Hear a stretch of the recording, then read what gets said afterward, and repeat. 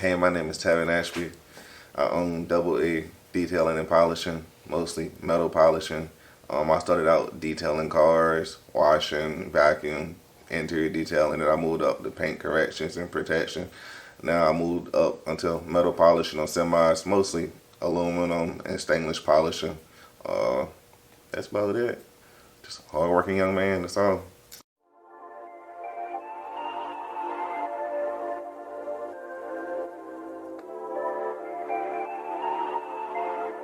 I like motorcycles. I like dirt bikes.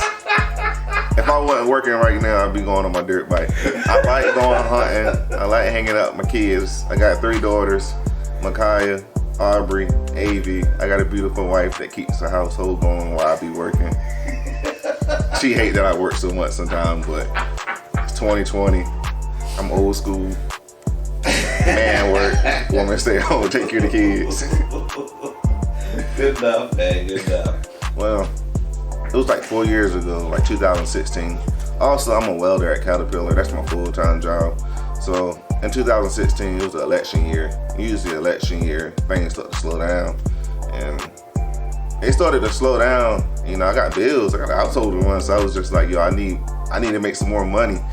And my good friend, Will Thomas, we've been best friends for like 4 years. We used to work together, but now we both own businesses. And I just came up one day, I was like, yo, I'm about to start a car wash. And like, he instantly was like, just do it. I'm like, what you mean just do it? So just do it! Like, just do it. Next thing you know, I just did it. I just went and bought stuff from Logistic Solutions, this great company in Raleigh, North Carolina that been supporting me since day one.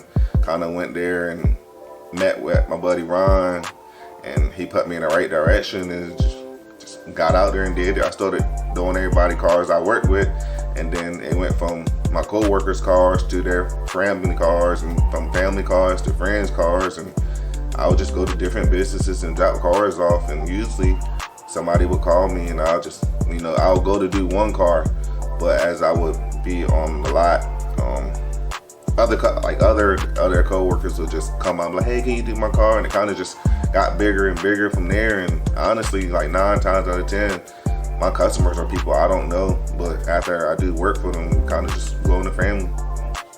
I would say it may been a passion, but it was like maybe a hidden passion, because like my grandfather, he used to have a whole bunch of old school cars, and you know, it's been a many day I'd be outside with him, and he had 100 spokes and white walls, and he'll just be out there cleaning his white walls with SOS pads. And like, I guess I was paying attention, but I really wasn't paying attention. I guess it kind of, I had a love for it, but I knew I always wanted to polish trucks. Like, majority of my family owns trucks, drive trucks, but they didn't want me driving trucks. So I was like, okay, well, if I'm not driving truck or owning trucks, I'll want to get close to them somehow. I always had a love for big trucks, so now I'm kind of just polishing big trucks. So I guess I am doing my passion.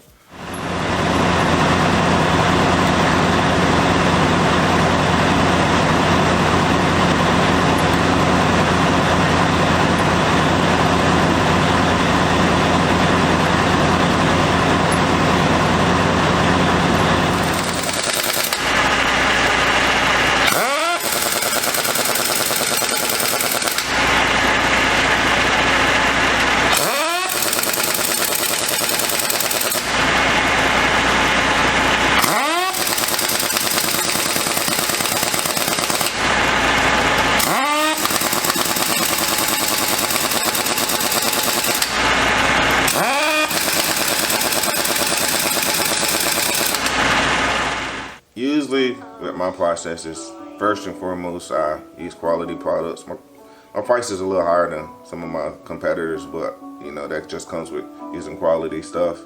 And I just study a lot, do a lot of research and R&D, and just practice.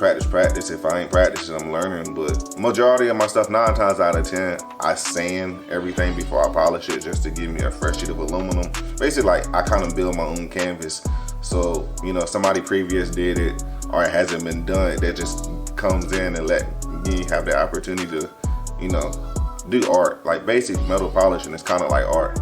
Okay, probably in the next year, business-wise, I probably looking to build a shop, and probably my daughter Aubrey loves inflatables, bounce houses. So I'm thinking about going in the inflatable business like in the beginning of the year. As far as me not going into business, but it's kind of going to be my daughter's business.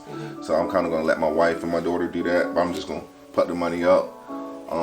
My best friend, he's looking to get in the pontoon boats rental. On the pontoon.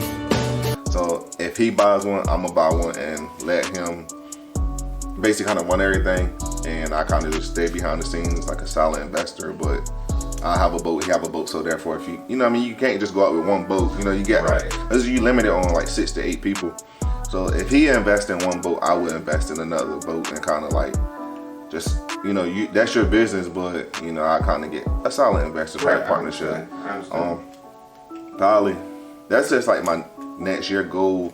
My next 2 to 3 year goal is I'm probably just gonna get into trucking. It is what it is. My granddaddy gonna hate it, but I mean, it just is what it is. You can't hide what's in you. You know, I've always been fascinated by trucks. I just gonna probably buy a truck and then I'm gonna buy a house next year.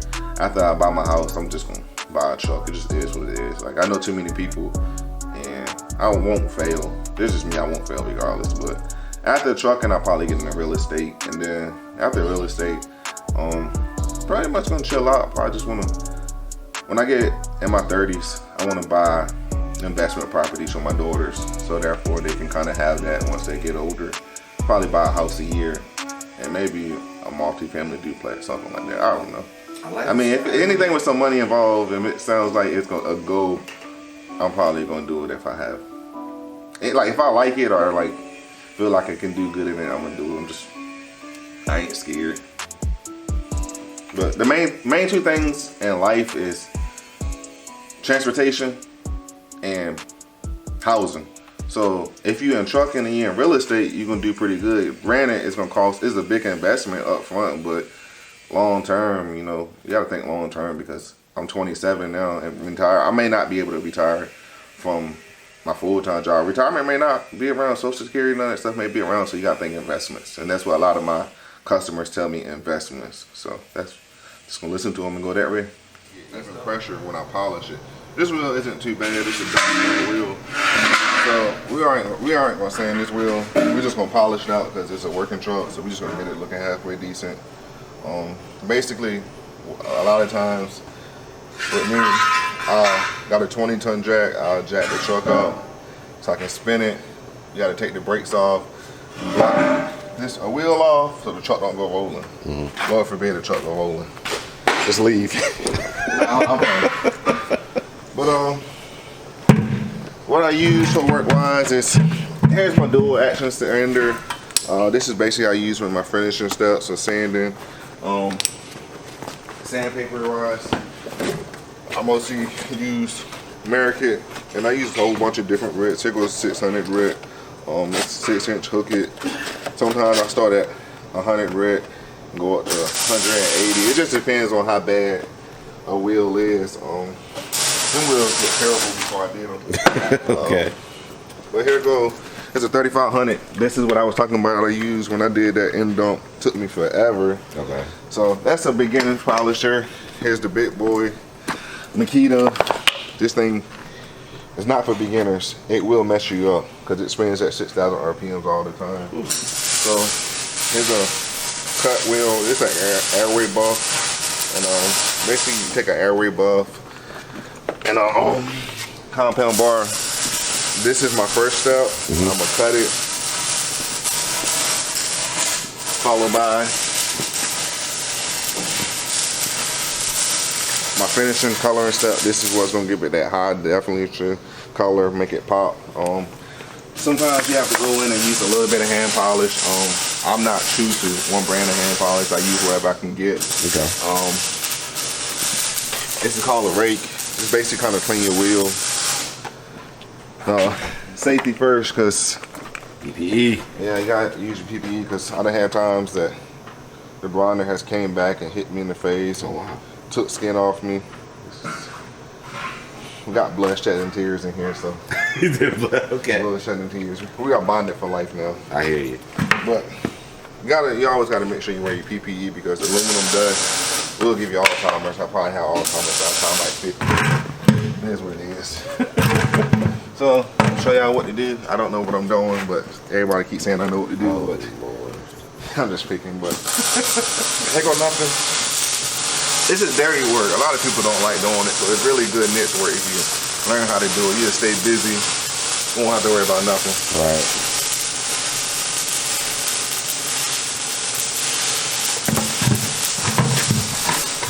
Usually first I'm gonna do, usually like when I'm gonna do a sand job, I'll take the wheel off, but since I'm not sanding in it, I'm gonna leave it on there, I'm gonna spin it.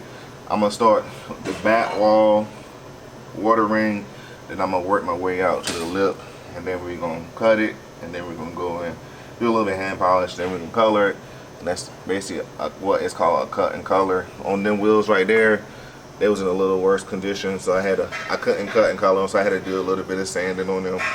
But just kind of like that wheel. I might sand that a little bit, but here's what it is.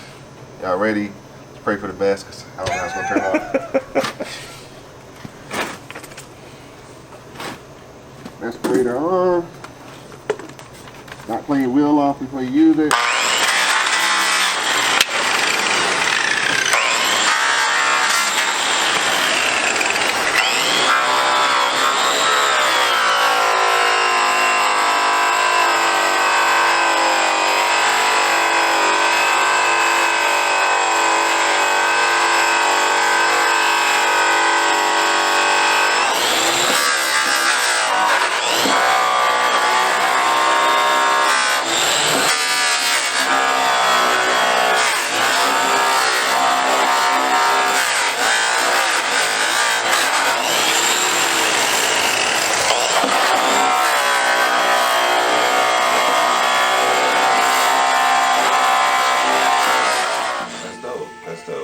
Glad to hear that your customers aren't just pulling from you, they're also feeding into you. Yeah, it's honestly, man, I love all my customers.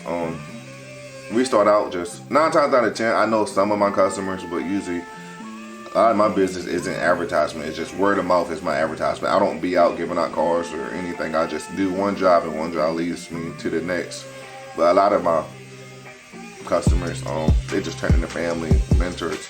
They just try to guide me in the right way. Like, they could just see me post something one day and just be like, I'm proud of you, or, you know, I'm proud of you doing this, I'm proud of you doing that. They're just always giving me advice, and I appreciate each and every one of them. My biggest influence has always been my great-grandfather, Welton Ashby. He passed away like 7 years ago, but he raised me since I was a baby, and he had a trucking business for like 40 years. And my great-grandma worked maybe like a week or so. She ain't worked long, and he let her stay home and raise the kids, and he raised my grandmother, he raised my mom, he raised me. And he was around for my oldest daughter, so like he raised 3 generations of kids, just one man by himself with no complaints. He just did it. So like, as a kid, I gave him a lot of trouble. We always just butt heads. I wasn't listening, but now I respect that everything that he did for me, because he kind of set me up with everything I needed to succeed, knowing he wasn't going to be here forever. Also, my other grandfather, Joseph Bull, he passed away like 2 years ago, and he was doing the same thing my other grandfather was doing. Like, I would always give them trouble. I would never listen. I would talk back. I always felt like I was wrong, but no matter what, they always had patience with me. They would never give up. But they knew they wasn't going to be here forever, but they knew they had old school values, and they was teaching me old school values. So now I appreciate all the old school values, because it's kind of setting me up. Like, a lot of people tell me, man, I don't see how you so young and got a good work ethic. But when I was a kid, you know, I would always be out on the fields. I was always working, cutting grass, driving them here, driving them there. So little did I know that it was helping me in the long run. I was just doing it. You know what I mean? It wasn't working me when I was a kid. I just thought we was having fun. They was like teaching me how to work with tools, how to work with my hands, because they knew, you know, as I became grown, I would have to provide for my own family. So I appreciate that. Along with both of my grandfathers, my daughters, somebody got to take care of them. I mean, I can't let nobody else take care of my daughters. So, you know, having my daughters is a big influence. It just gave me motivation to get up every day and go to work. Also my wife, like we butt heads a lot, but at the same time, I really have a really supportive wife, and that's really hard to find. You know, me working 6-7 days a week, long hours, you know, months at a time. Sometimes I work 2-3 months with no days off, and you know, she stay home with the kids and making sure not just she's okay, the kids okay, but I'm okay at the end of the day. I got a couple good friends, Dre and TJ. Whatever I come up with, they all for it. I could tell them like, let's do this, and you know, they ain't gonna say no, or they ain't even gonna think about it. I can always count on them. You too, because you about the only teacher that believed in me, that put me where I'm at today. Everybody else just like, you know, it is what it is. We're just gonna do what we paid for. But you know, you sing something different than me. You always just kind of like, yo, find your niche, and I don't know. You just gave me that extra 10% that I needed to kind of believe in myself. There's a lot of people that I could say are influences. Especially like Jawan, Mark Lee, Juice Man, aka Josh Barrett, Brandon Barrett, Lay Back, Lean Back, Go Get It. You know, these guys just hit me up. You know, a lot of these are my customers, but I'll say they are family too, because they kind of just hit me up out the blue. You know what I mean? They are more successful than I am, but at the same time, we kind of like iron sharpen iron. So like, it's nothing for them to just message me out the blue, just like, yo, I'm proud of you, or you know, this is what's going on. You know what I mean? It's just, I don't know. I'm thankful. I'm blessed with everybody that I got in my life. Probably my biggest job was doing 39 foot and dunk, polishing it. That's my biggest job. I'm gonna say like a lot of my jobs are memorable because, you know, a guy could give me something that hasn't been polished in years, and it's white, ashy, and basically when I get done, it look like a mirror. So, you know, they like, man, my truck looks so bad in the beginning, but then when I'm done, their truck looks totally different. They wouldn't believe it's their own truck when I get done with it. So basically, you know, I'm gonna say all my jobs are memorable because it's just the customer face or just how the job turned out. But my biggest job has probably been that 39 foot and dunk. Took me like a week to polish, and just one man just polishing. And I only had like a 3500 RPM grinder, so if you know anything about polishing, that's like the beginner's polisher. So I only had one, and now I use 6,000 Makitas, so I can kind of get the job done faster, cut my time in half. But on that end dunk, man, it was just like, I was working outside, it was in November, it was raining. With polishing, the elements of the weather is really plays a big factor. So I usually, if I can, I try to work inside, because humidity would kill you, low temperatures would kill you. So I was facing all this while trying to get the trailer looking good. It's rough. So that's how I'm on track to build a shop. So therefore, I can control my temperatures. Right. I can be inside and get everything how I want it, and not try to fight the elements. But I got it done. It came out decent. Hopefully, you know, once I get my shop, I can take on some bigger work, because I have bigger work, but I just don't have everything set up like I want to. So it's like, I got guys wanting dump boxes done, flatbed rails polished out. So once I get my shop built, I'm gonna take on everything, and it's really just gonna go up from there.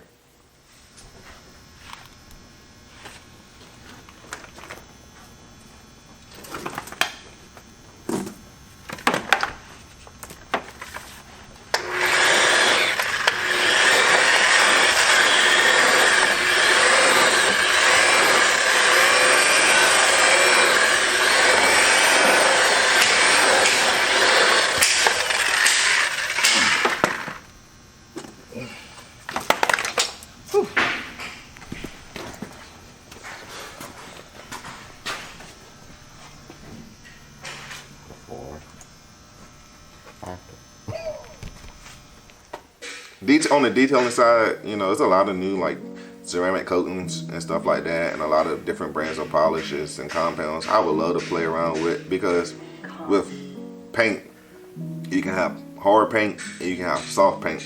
So, and then you can have cars that have original paint, you can have cars that's been resprayed. So everything is going to react different. So you can't just have like a one punch for everything. So you have to find different setups. So you got to find, you can have a car that's, you know, little to no swirls, or you can have a vehicle that has heavily swirls. So you have to find different setups, and there's so many different companies out here that's bringing different things to the table. You know, back in the day, all people knew is just wax. Now it's ceramic coatings that can last anywhere from like 6 months to 9 years. I played around with the ceramic coatings a little bit. I would love to actually get down to the Gtechniq factory and play around with some of their coatings. Metal polishing wise, I would love to try to train with a couple other different polishers that's been in the game a long time. I would love to actually get up to Canada and meet the guys with Bling Bling Metal Polishing. They just do phenomenal work. I also got some other guys, Caleb with JuiceWRLD, James with Lil Buddy, Ben with Paul Works. We talk on a regular. I would actually like to polish side by side with them kind of guys. You know, we kind of got our own little brotherhood, but it's actually, I would love to get to work with them.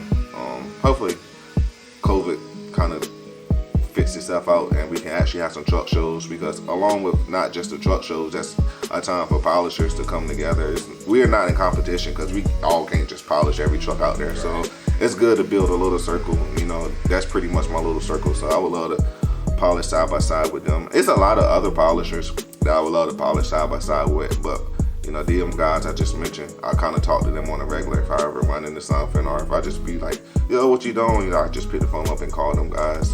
Just recently, I have a newborn daughter, and I had to, you know, shut down for a couple of weekends to spend some time with the wife and the kids. But, you know, I called my buddy James up with Little Buddy Polishing, and he was just like, you know, he went and did it, no questions asked. I had a job that come up for one of my good customers, and he needed a couple of things polished for his new truck that he's putting on the road. And I called Little Buddy up. I was like, yo, I need you to, you know, knock this out for me if you can. You know, this is one of my good customers, and no questions asked. He drove an hour away, got the job done. One day, he stuck with Eric while they was putting the truck together. He was polishing, you know, and I appreciate that. But it's good to have people that you can kind of call on, because you never know where you might get a customer at. You know, somebody may call me from up north, and I can't drive up north because I'm booked up. So if I can find somebody that I know do quality work and would treat them right, you know, I could pass the message on to them. You know what I mean? You know, they could kind of build a relationship. And the same goes with, you know, other polishers that, you know, may reach out to me when they may get something in my area. But, you know, I just try to pass my blessings because I've been blessed.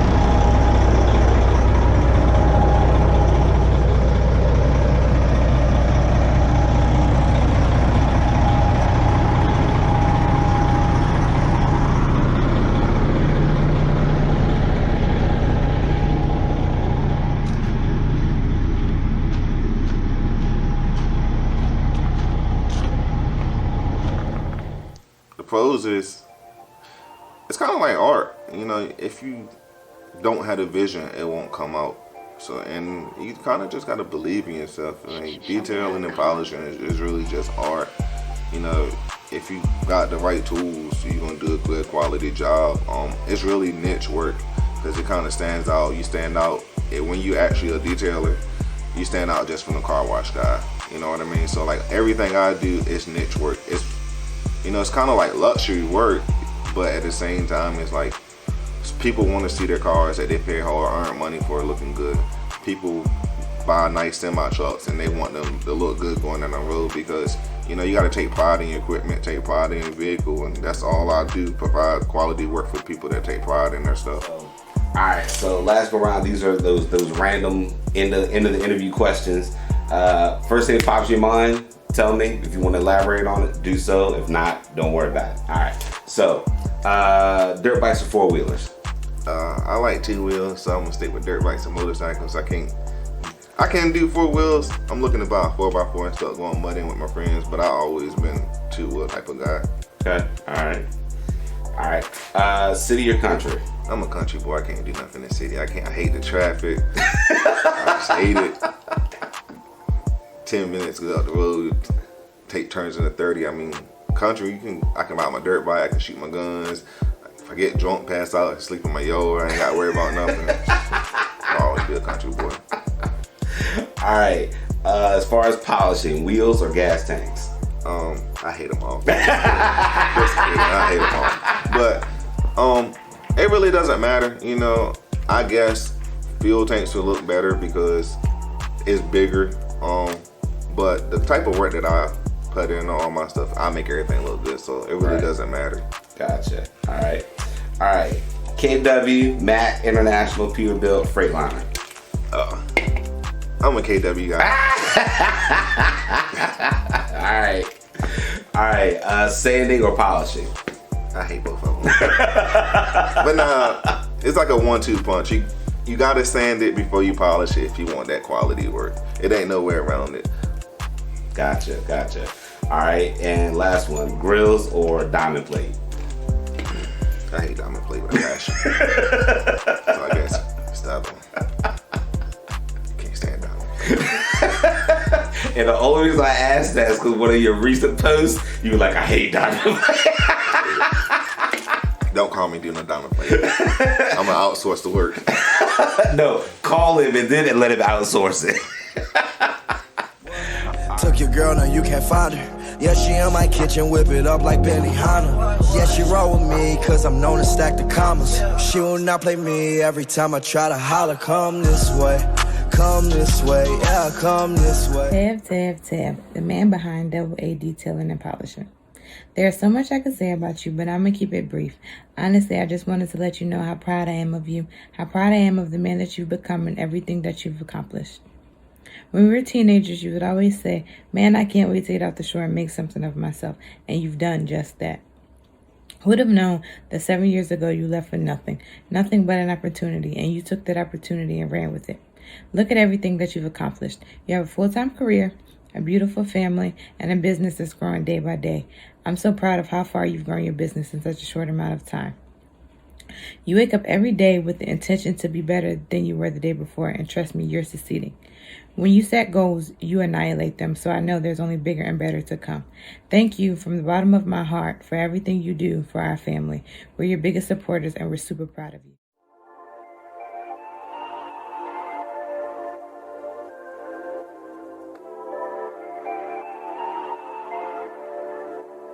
Show me how to con.